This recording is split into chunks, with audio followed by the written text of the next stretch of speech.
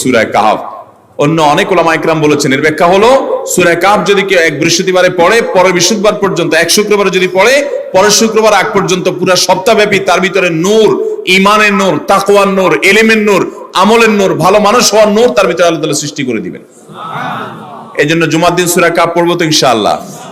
আলহামদুলিল্লাহ ভাই, আপনাদেরকে যে আমলগুলো করছি এগুলো আমি আমার পরিবার সদস্য, পরিচিত, সহকর্মী, আমি চেষ্টা করি সবাইকে স্মরণ করানোর এবং আমল করার চেষ্টা করি। আপনাদেরকেও বলছি ভাই, জুমার দিন যেহেতু, অতএব আজকে জুমার দিন উপলক্ষে বলে যাচ্ছি, জুমার দিনের এই 14-15টা আমলের মধ্যে সামারি করে আমি 5টা আমল করে দিচ্ছি যে এগুলোর গুরুত্ব অনেক বেশি অন্য অনেকগুলো চাইতে, এগুলো বিশেষভাবে করব। তাহলে এর মধ্যে প্রথমটা চলে গেল দুরুদ বেশি বেশি করে পড়বো, দ্বিতীয়টা হলো জুমার দিনের ফজর নামাজ কোন অবস্থাতে জামাতের সাথে পড়া মিস করবো না, কারণ নবী সাল্লাল্লাহু আলাইহি ওয়াসাল্লাম বলেছেন সকল নামাজের মধ্যে সবচেয়ে সেরা, উত্তম, শ্রেষ্ঠ নামাজ অর্থাৎ ওয়াক্তিয়া নামাজের মধ্যে সবচেয়ে শ্রেষ্ঠ নামাজ হলো জুমার দিনের ফজরের নামাজ জামাতের সাথে পড়া। তাহলে মহিলারা কি করবে? মহিলারা পুরুষদেরকে উঠায় উঠায় মসজিদে পাঠিয়ে দিবে এবং সহযোগিতা করবে, তাহলে তার মাধ্যমে তারাও একই সওয়াব পেয়ে যাবে। আর 3 নম্বর আমলে বলেছিলাম সূরা কাহফ, এটা নারী পুরুষ সবাই করবে বেশি বেশি করে, ঠিক আছে তো ইনশাআল্লাহ? আমরা অনেক ভাই আছি সপ্তাহের 6 দিন আমাদের কোরআন পড়ার সুযোগ হয় না, তো অন্তত জুমার দিন সূরা কাহফটা যদি আপনি বাধ্যতামূলক করেন, আলহামদুলিল্লাহ, এটা অনেক বড় সূরা, পড়তে আপনার 20-25 মিনিট 30 মিনিট সময় পর্যন্ত লেগে যাবে। আপনি আধা ঘন্টা সময় ধরে যদি আস্তে আস্তে সুন্দর করে পড়েন, তো সপ্তাহে একবার অন্তত কোরআনের সাথে আপনি সময় দিলেন। আরেকটা সুসংবাদ শুনেন, সূরা কাহফ যদি কেউ মুখস্থ করে, তেলাওয়াত করে নিয়মিত, বিশেষ করে সূরা কাহফের প্রথম 10টা আয়াত যদি কেউ মুখস্থ করে, নবী করিম সাল্লাল্লাহু আলাইহি ওয়াসাল্লাম বলেছেন কিয়ামতের আগে দাজ্জালের যে ফিতনা আসবে, যেই ফিতনায় বহু মানুষ দাজ্জালকে আল্লাহ মনে করে বেঈমান হয়ে জাহান্নামে যাবে, এই ফিতনা থেকে পৃথিবীতে এমন কোন নবী ছিল না, এমন কোন রাসূল আসেন নাই।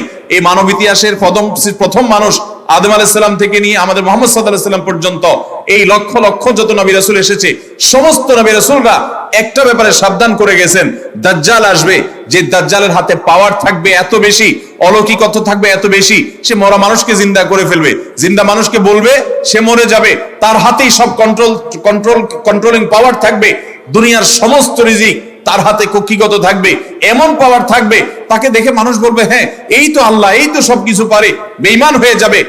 এই দাজ্জালের ফিতনায় তোমরা পড়বা না, বেঁচে থাকবা, বুদ্ধি দিয়া বিবেক দিয়ে মানুষ বাঁচতে পারবে না। দাজ্জালের ফিতনা থেকে বাঁচার জন্য সকল নবী রাসূলরা এর জন্য সাবধান করেছেন। আমাদের নবী সাল্লাল্লাহু আলাইহি ওয়াসাল্লাম নামাজের শেষ বৈঠকে দোয়া মাসুরের জায়গায় একটা দোয়া পড়তেন, আল্লাহুম্মা ইন্নী আউযু বিকা মিন আযাবিন নার ওয়া আযাবিল কবর ওয়া আউযু বিকা মিন ফিতনাতিল মাহইয়া ওয়াল মামাত ওয়া আউযু বিকা মিন শাররি ফিতনাতিল মাসীহিদ দাজ্জাল। আল্লাহ আপনার কাছে দাজ্জালের ফিতনা থেকে পানা চাই। 1450 বছর হয়ে গেছে, এখনো দাজ্জালের আবির্ভাব হয় নাই, হবে কিয়ামতের আগে, কখন হবে আল্লাহ ভালো জানেন।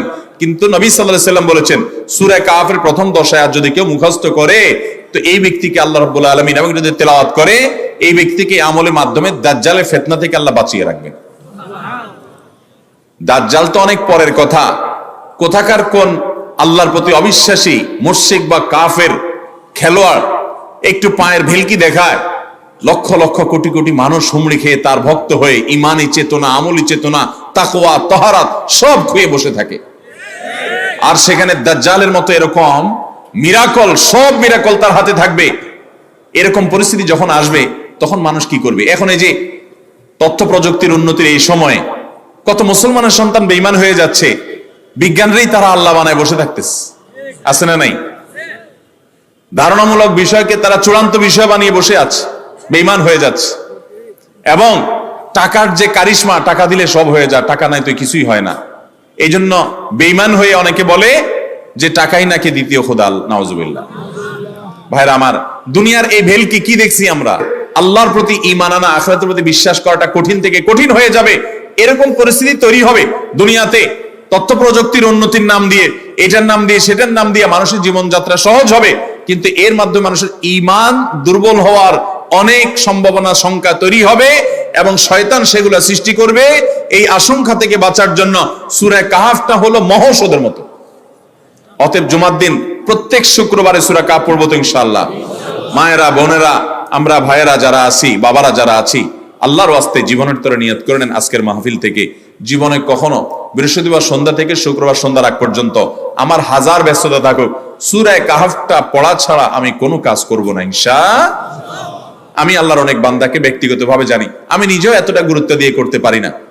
অনেক বড় সরকারি কর্মকর্তা, অনেক বড় পদের নাম আমি বলবো না, আমাকে বলে ভাই আমি মাগরিবের পর, ব্যক্তিগতভাবে আমি জানি উনি খুব সৎ মানুষ, সব মানুষ একরকম হয় না, সৎ মানুষ। উনি বললেন ভাই মাগরিবের পরে আমার ফ্যামিলির সব বাচ্চা কাচ্চা সবাইকে আমি বলি, আমি ব্যস্ত থাকলেও বলি যে মাগরিবের পরে আগে সবাই সূরা কাফটা পড়ে ফেলো, এরপর অন্য সব আমল।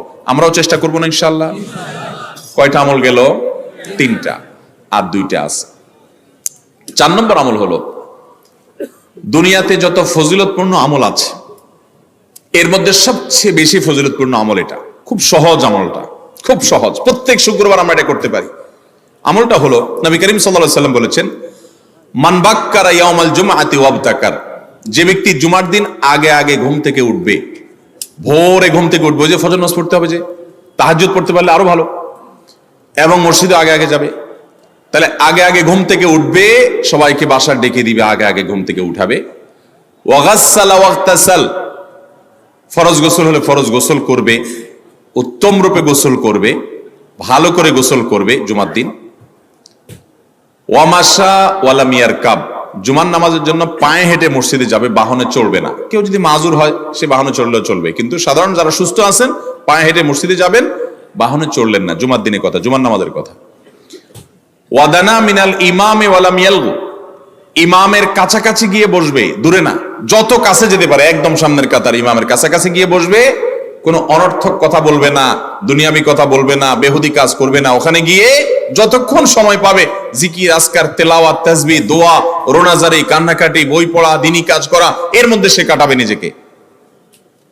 এই কয়েকটা কাজ যদি করে, তাহলে কাজ কয়টা হলো? আগে আগে ঘুম থেকে উঠা, ওই যে ফজর নামাজ জামাতের সাথে পড়া ইত্যাদি, গোসল করা উত্তম রূপে, আর পায়ে হেঁটে মসজিদে যাওয়া, বাহনে না চড়া। 4 নম্বর হলো ইমামের কাছাকাছি গিয়ে বসা, কোনো অনর্থক কাজ না করা।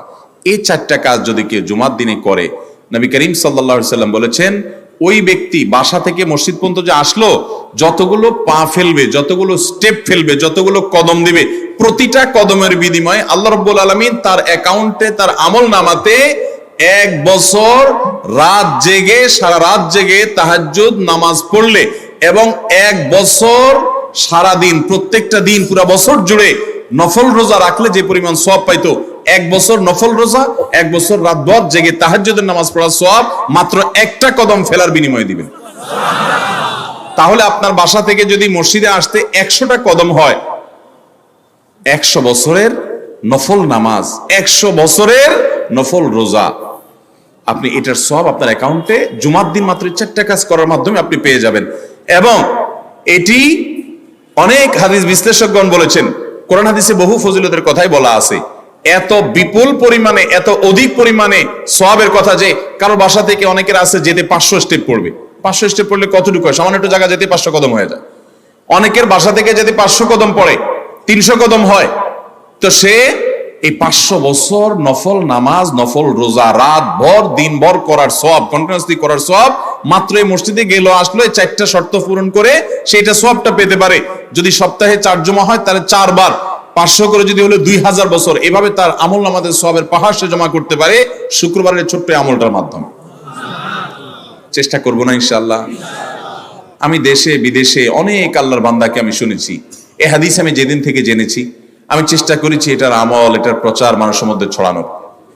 আমি যখন সৌদি আরবে আজ থেকে আর অনেক বছর আগে, তখন কোন এক বক্তব্যে আমি আমলের কথা বলেছি। আমার অনেক ভাইরা দেশে বিদেশে দেখে বলছেন, ভাই আমলটা শুরু করেছি, আমার কাছে ভালো লাগে, আপনারাও আমলটা করবেন, অন্য আরেকজনকে শিখাবেন এবং দাওয়াত দিবেন। ঠিক আছে তো ইনশাআল্লাহ? তাহলে কয়টা আমল গেল? 4টা।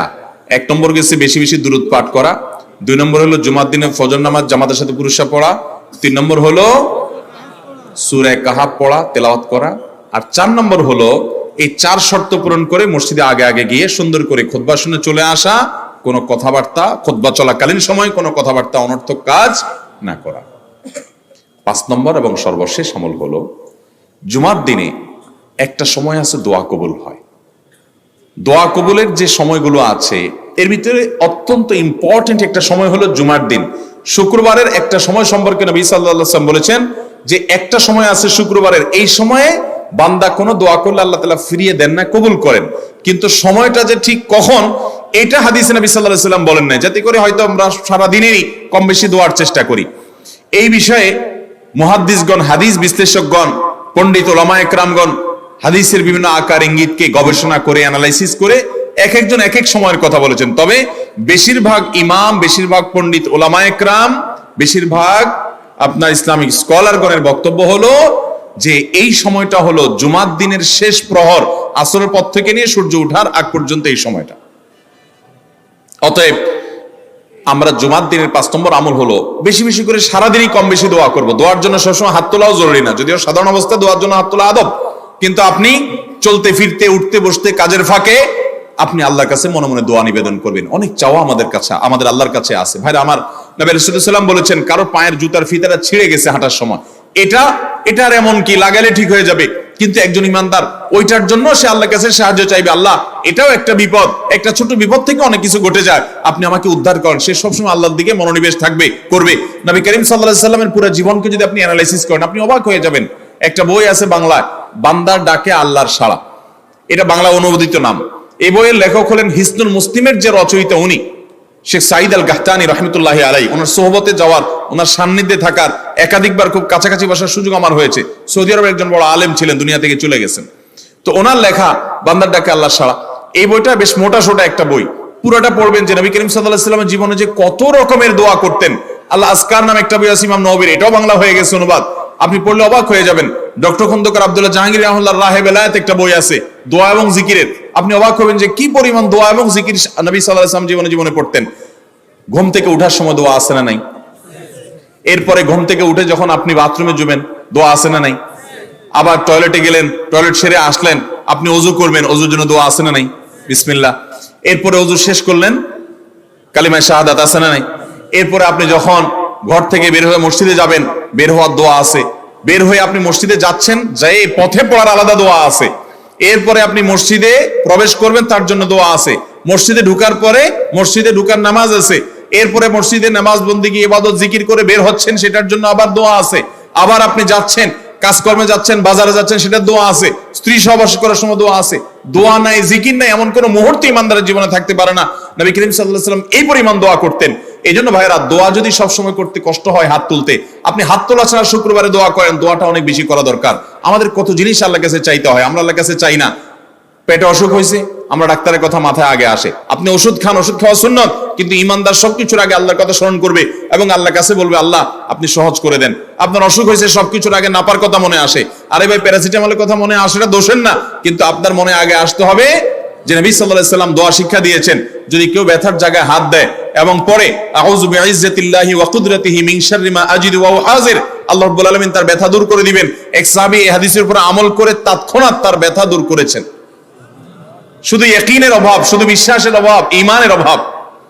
তাহলে আমাদের আল্লাহর দিকে মনোনিবেশ করতে হবে দোয়ার জন্য বেশি বেশি। তাহলে শুক্রবারে 5 নম্বর আমল হলো বেশি বেশি কি করবো? ইনশাআল্লাহ দোয়া, বেশি বেশি দোয়া করবেন, উঠতে বসতে চলতে ফিরতে। বিশেষভাবে সূর্য ডুবার আগের যে সময়টা শুক্রবার, অর্থাৎ দিনের শেষ সময়টা, বিশেষভাবে আল্লাহ তাআলার কাছে দোয়া করব। ঠিক আছে তো ইনশাআল্লাহ?